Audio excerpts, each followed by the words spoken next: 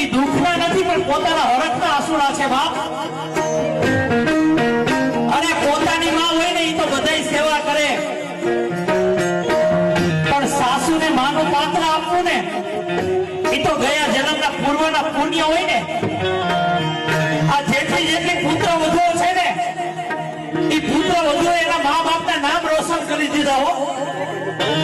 એના મા બાપે એને કરિયાવર રૂપી એવા કઈક સંસ્કાર આપ્યા છે ને કે આજે એ સાસુમાને સરસ સ્પર્શ કરે છે બાપ.